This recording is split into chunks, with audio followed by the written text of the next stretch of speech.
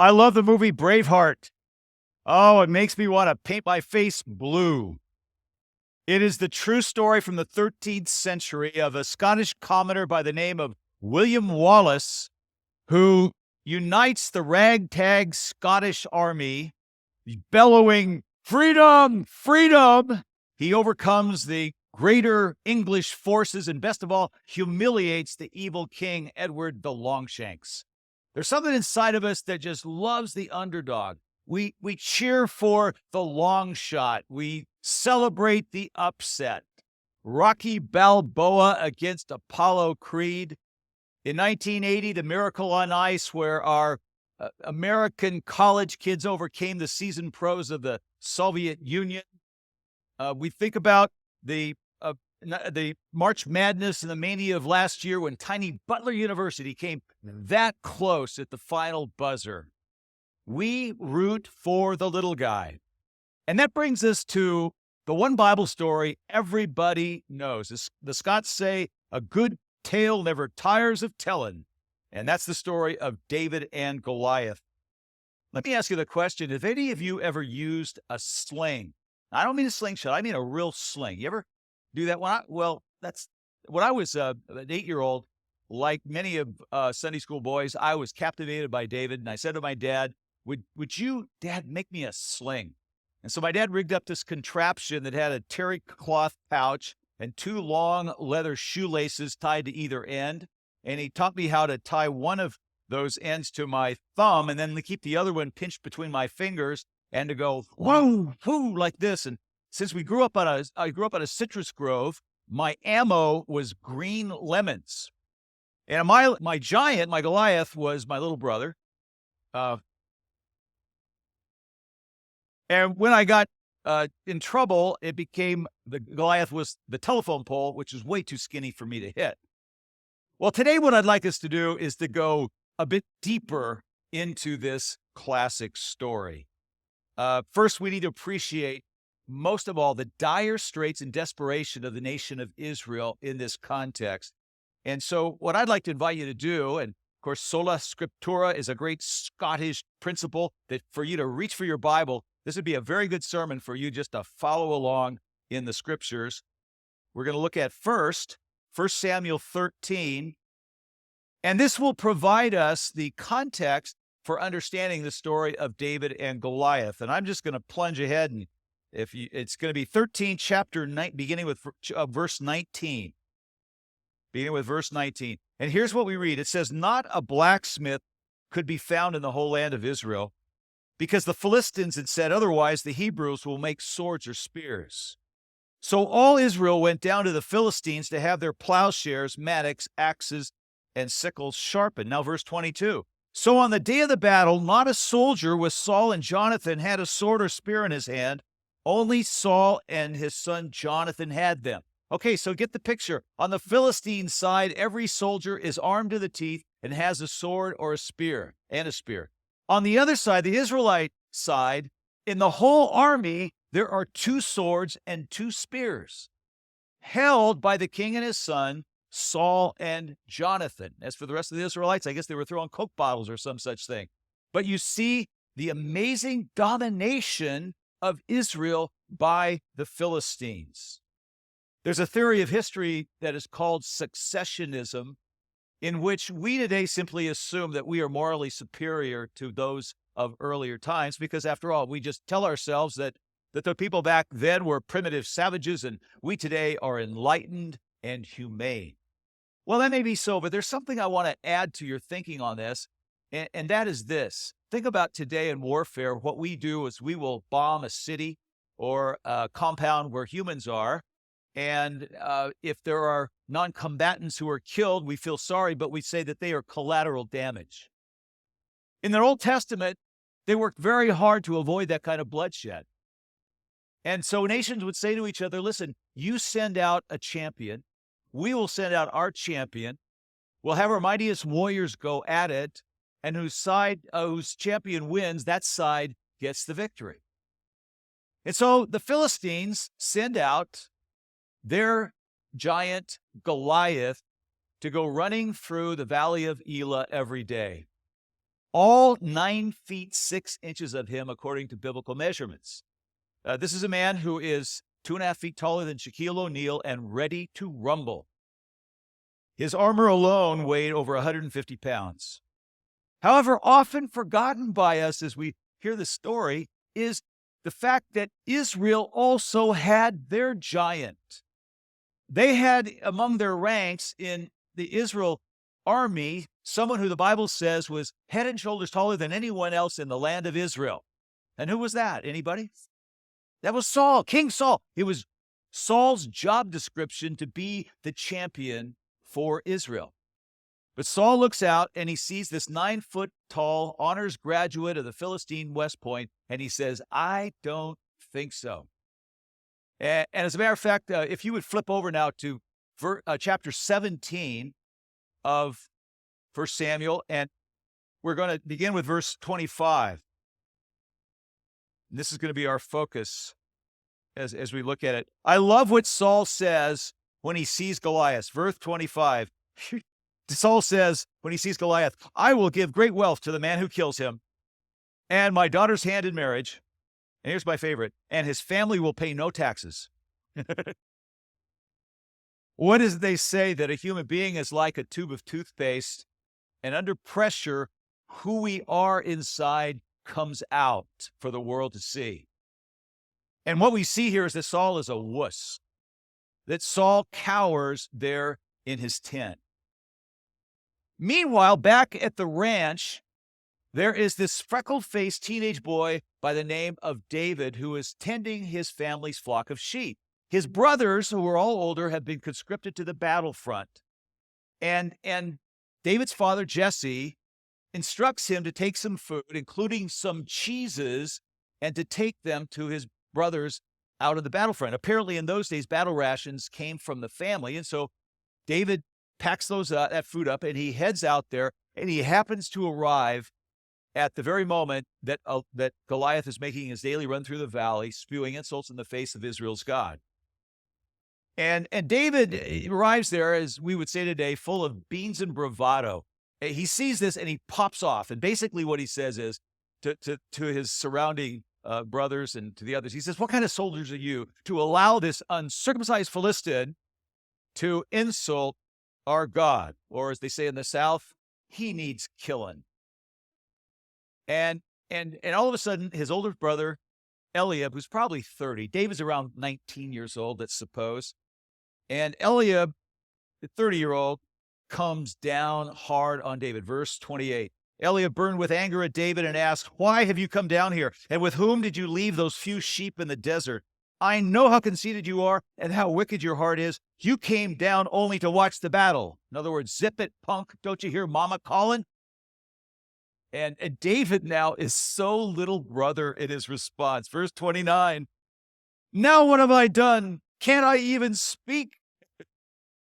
Meanwhile, the word has already filtered back to Saul. There is somebody who's willing to fight the giant.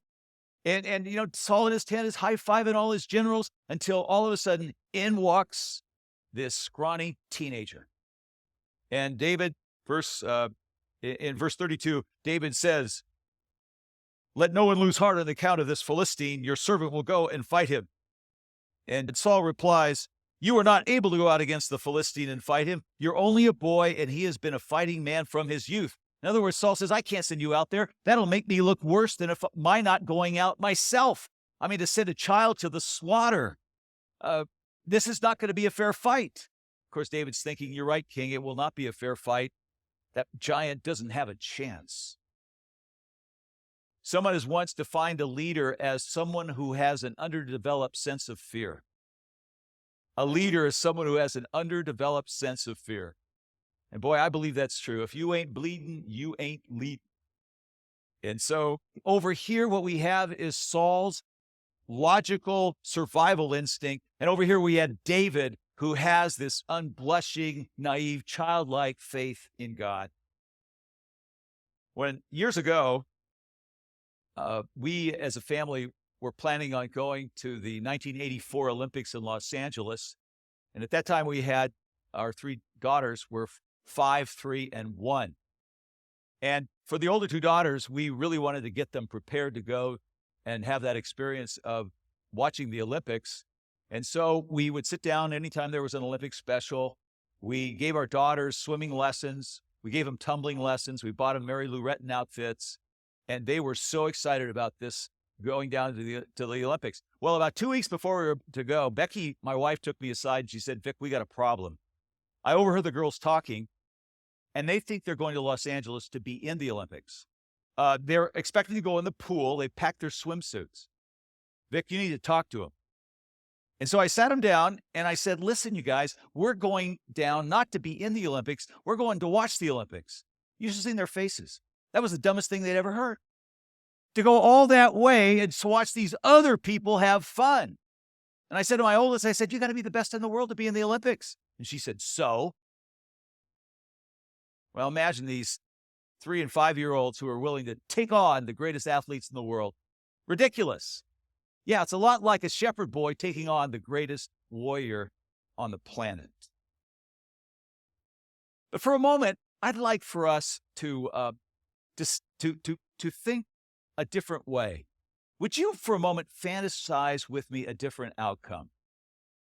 King Saul says, oh no, there's no way I can go fight this giant. But let's suppose that King Saul can't sleep at night. And in the morning, he can't even look his face in the mirror. He is so ashamed of himself.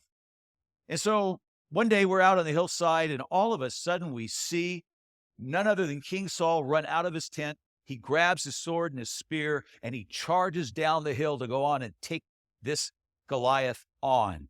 There's a cheer that goes up from the Israelite people. There's a chant that says, go Saul, go Saul, go Saul. And, you know, the giant is much bigger, but Saul's not exactly chopped liver.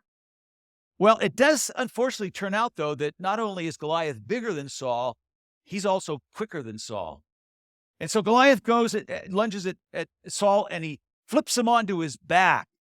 And the giant is standing there. He's got his big sword. He is about to administer the coup de grace when all of a sudden our man Saul, who must have been watching WrestleMania, does a flying Butera Brothers double reverse leg whip, knocks the giant off balance, and this top-heavy giant goes crashing to the ground. Saul grabs his sword. He slips it through a missing space in his breastplate. And there's a struggle where there's Saul on top, and then there's the giant on top, and there's Saul on top, and then there's Goliath on top.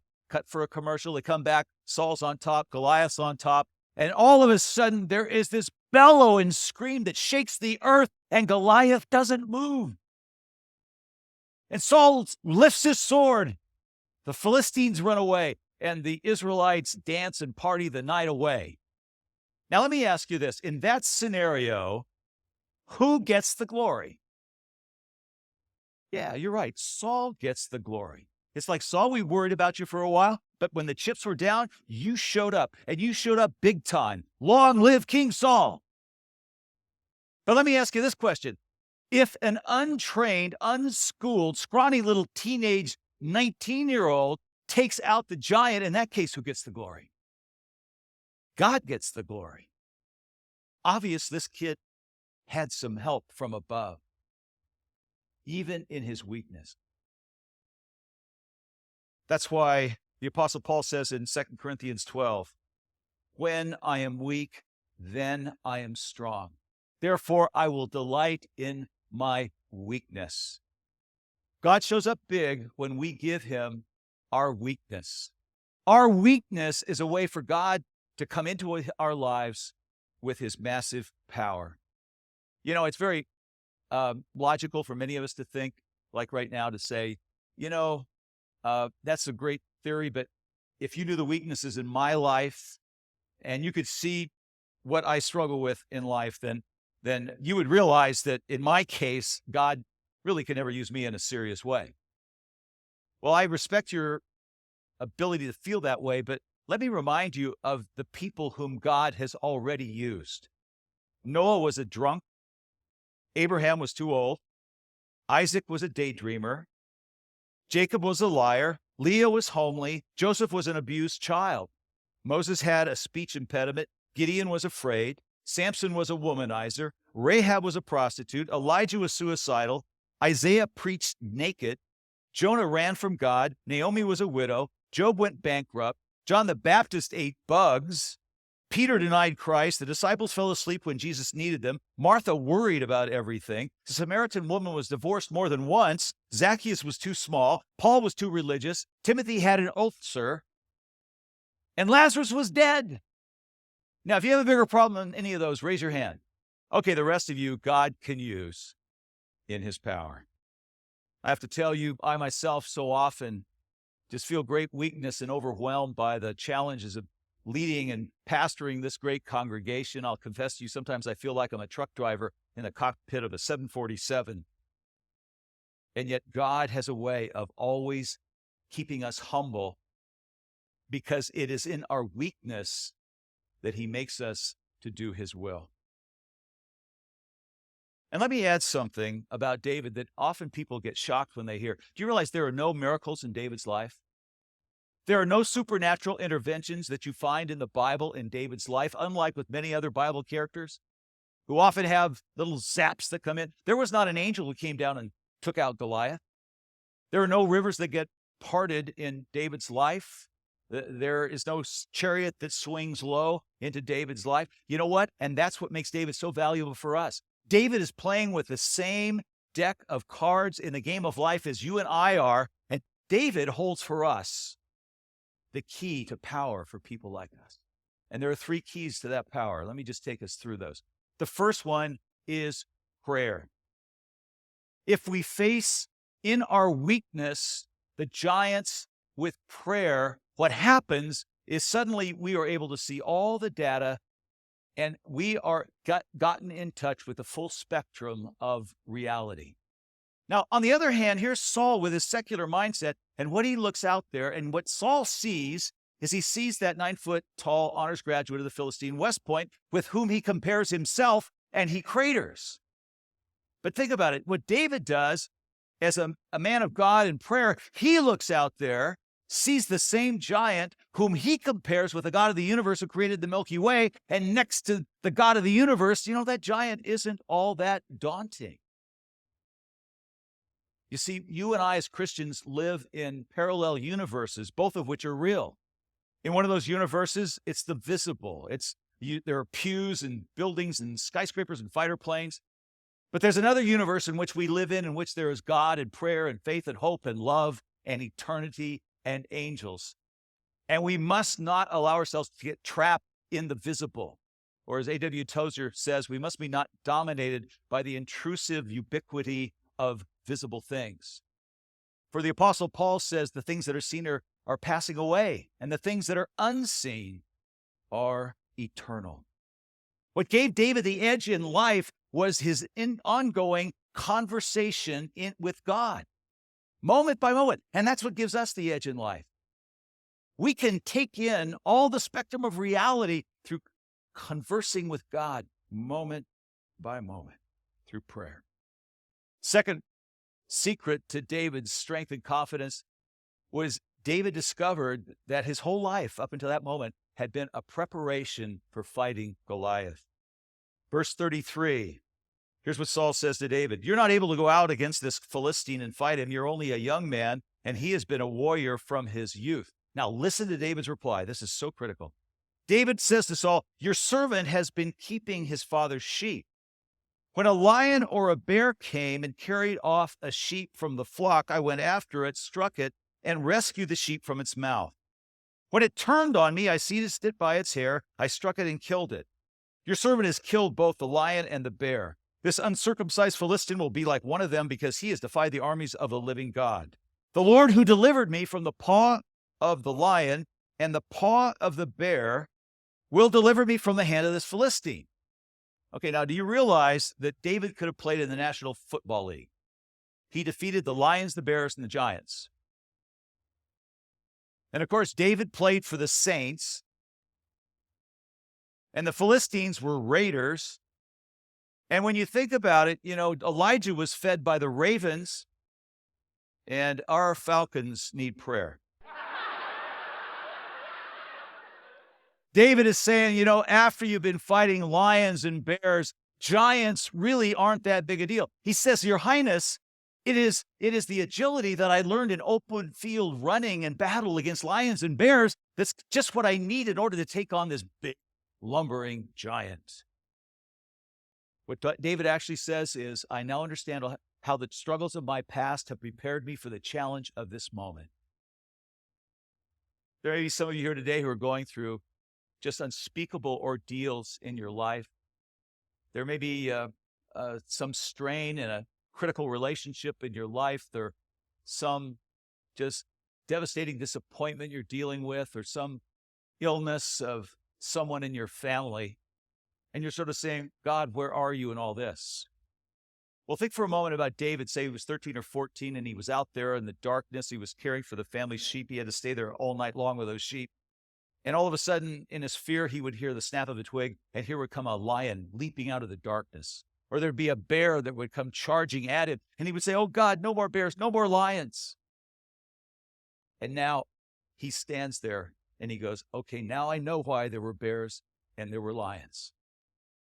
Now, God knows what God is doing in your life, even when we do not know.